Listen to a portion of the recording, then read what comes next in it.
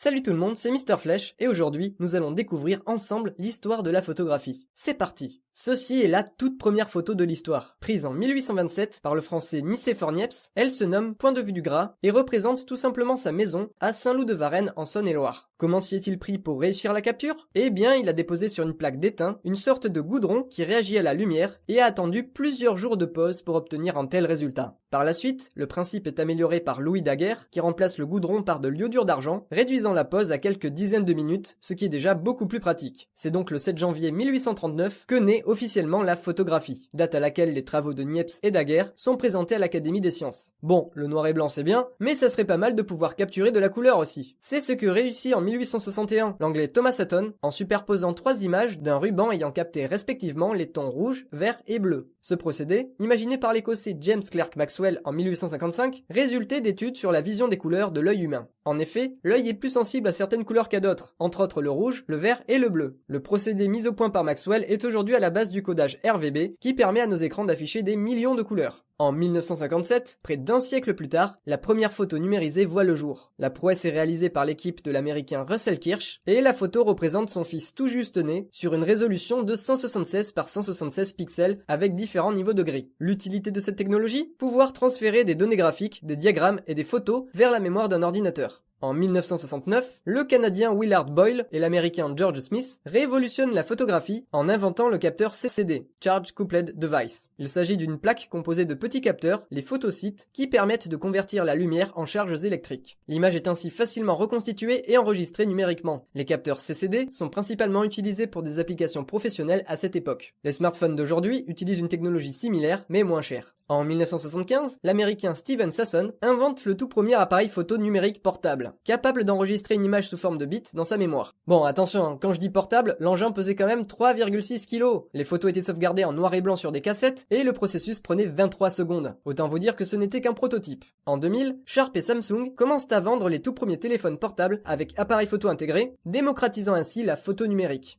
Et aujourd'hui, c'est plus de 1000 milliards de photos qui sont prises chaque année par des smartphones, soit plus de 85% des photos dans le monde. Alors la prochaine fois que vous postez un selfie sur internet, pensez-y.